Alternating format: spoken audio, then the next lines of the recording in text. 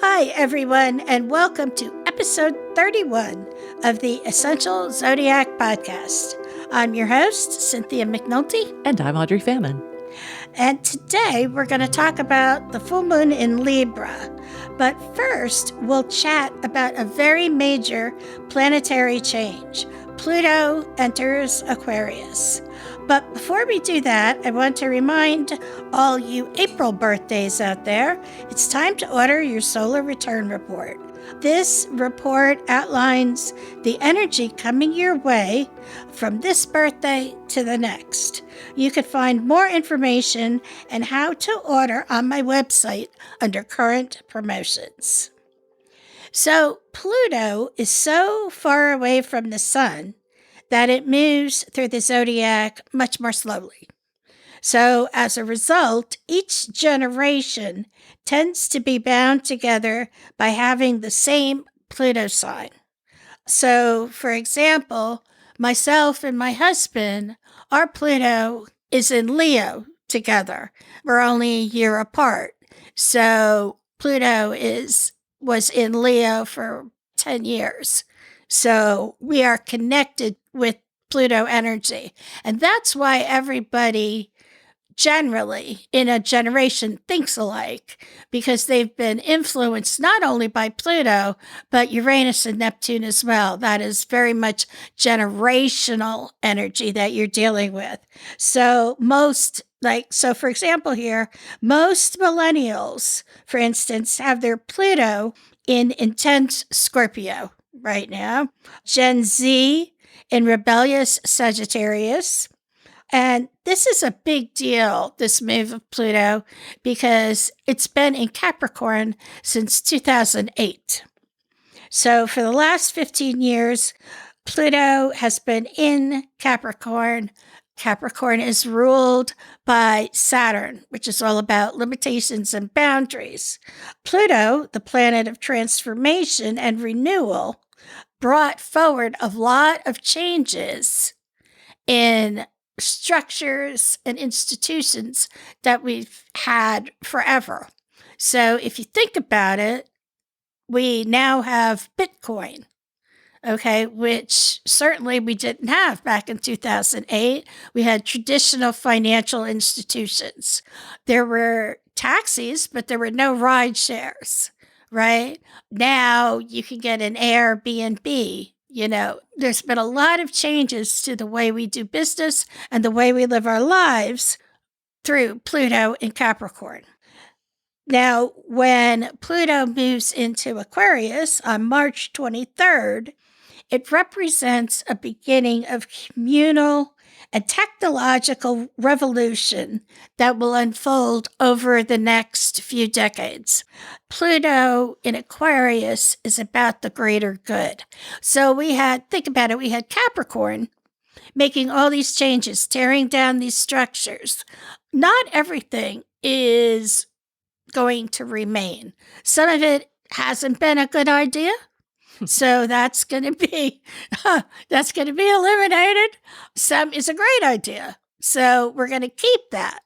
But now we have to take those changes and conform them to what society needs, but not just the individual, all of society, and not just the rich, everybody. And Aquarius is a very humanitarian sign. It is for the greater good. It's for the collective.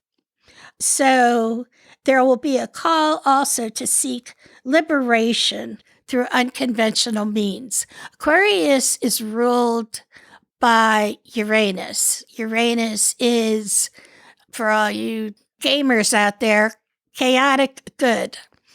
So Uranus wants to change things. Uranus wants to do it out of the box. So that's the kind of energy that we're dealing with when we talk about Aquarian energy as well. It's innovative, but it can be eccentric.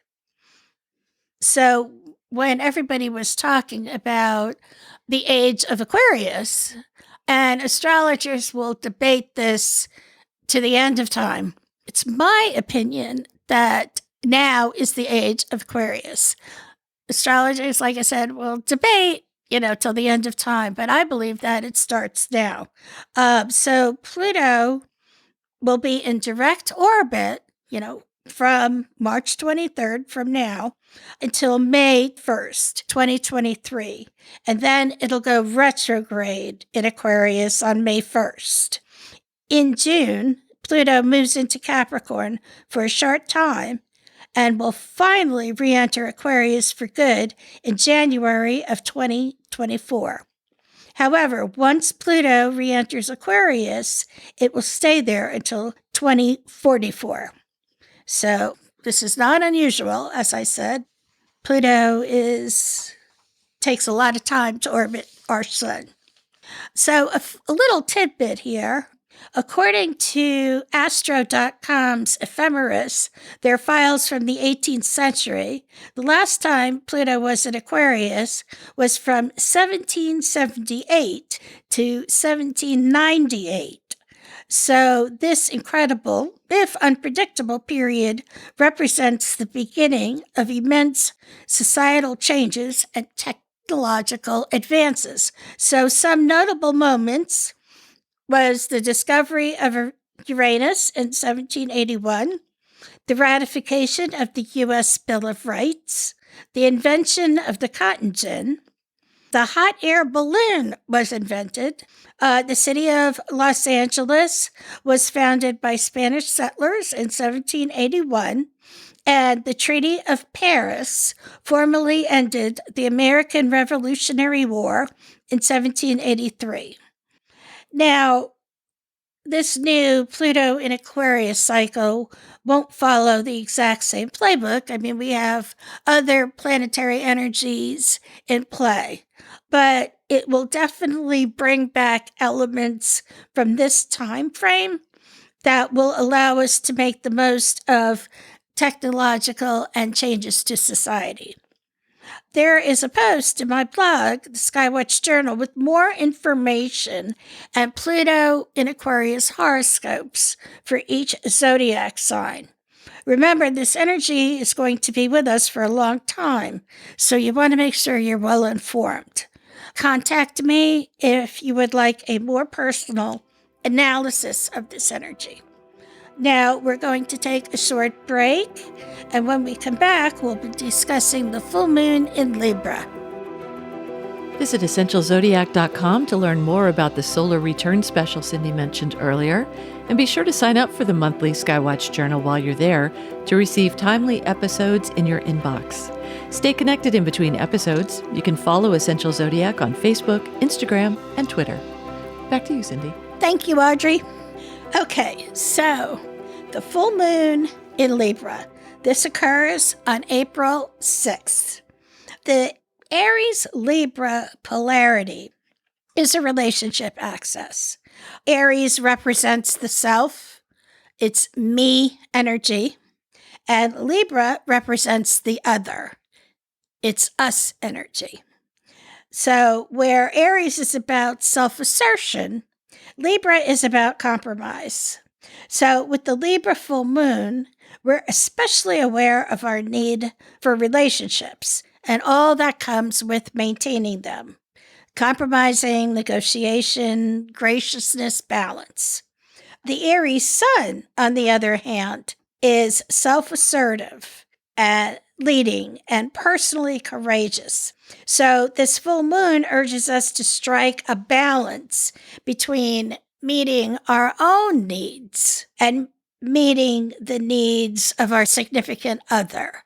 So this is very good energy to look at your relationships, especially, your very intimate relationships, and see, are you losing yourself in the relationship? Or are you maintaining your independence? Are you maintaining your sovereignty? Because, one of the great things about being in a relationship is that sharing of yourself. Your partner picked you because you were different. You were not like him or her. So you want to make sure, and for your own mental health, you want to make sure you maintain your autonomy. So this Libra moon is diplomatic, equality focused, and fair minded. The Aries sun values authenticity over tact and is energized by independent efforts. The full moon illuminates this conflict. So also during this full moon, while we're asserting our autonomy, we also want to make sure that we're not saying something or doing something that we're not going to be able to take back. Aries is ruled by Mars, remember, so that Mars energy can be aggressive. And the sun illuminates any sign that it's in. So when the sun is in Aries, it really amps up that Mars energy. So we want to be careful. We want to tread carefully. We want to really also tap into the Libra energy so that we get what we want and we do it diplomatically. So also, you might find yourself having a relationship epiphany now. The relationship may not be working out, or maybe you finally realize this is the relationship for you. So, you want to obviously take advantage of that. While we have the full moon in Libra, Uranus harmonizes with the sun and the moon, and Jupiter also aligns with the sun. So this is a very beneficial trine going on.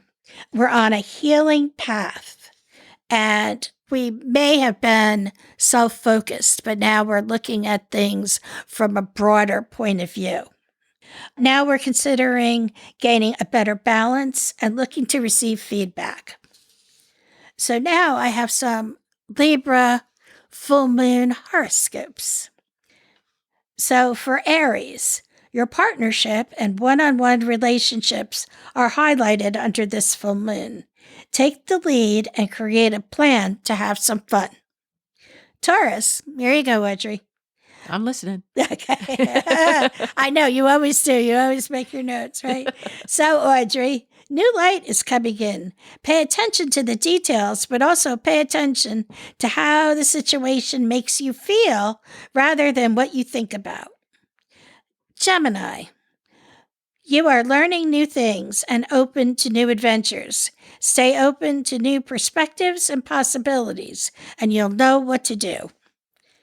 Cancer, this is a good time to assess where in your life you are settling for less than you want, need, and deserve, and take the necessary action steps to get back on track. So, Leo, this is for me and all my fellow lions out there. This full moon is a good time to take a small trip. Oh, very good. A camping trip. Well, no, not for me, but for those of you that like camping. A camping trip or even a day-long field trip to somewhere you have not been should do the trick. So that's good. Virgo, this is for my husband, Jay. Jay, this full moon is a good time to do some spring cleaning and rework what matters the most to you going forward. Be okay with letting go. And that's what you do. You'll have to listen to my very special Hanu Global episode that's going to be coming up where we talk with Beth and Jay all about spring cleaning and organizing. So that's very timely. Libra, tune into your creative self-expression and allow yourself to act on your impulses. Your thinking mind is there to protect you, but you're safe to trust your heart now. Scorpio, use this full moon to focus on the things that bring you back home to yourself and make you feel healed and whole. Sagittarius, hang out with your friends under this full moon, perhaps an outdoor moon gathering or a hike, somewhere you could connect with each other and nature. Capricorn, pay attention to your home and surroundings during this full moon. It may be a time to redecorate completely so that your home space reflects who you are. Aquarius, romance yourself under the light of this full moon. Light candles, paint a portrait, cook yourself your favorite meal. However you do it with all your heart and enjoy. And finally, Pisces. Trust in your routine at this time. The time to play will come later, but this season you need a bit of structure in order to get where you want to be. So that ends today's episode. As I said, our next episode is very special. We're going to be talking about true spring cleaning with Hanu Global and Blue Jean Oracle and get some feng shui tips. This will air on April 14th. I hope you tune in. And remember, with astrology, you can chart your life's course. The Essential Zodiac podcast is published every other Friday. Join us for insights into the moon cycle and astrological events, and learn how you can use their influence to benefit your own life. We hope you'll like, subscribe, and follow us on your podcast host, and share the Essential Zodiac with your friends. Visit EssentialZodiac.com to check out Cindy's Solar Return Birthday Special and her new Astro Tarot spreads. Just click on current promotions to learn more. The Essential Zodiac podcast is produced at Muddy Creek Studios.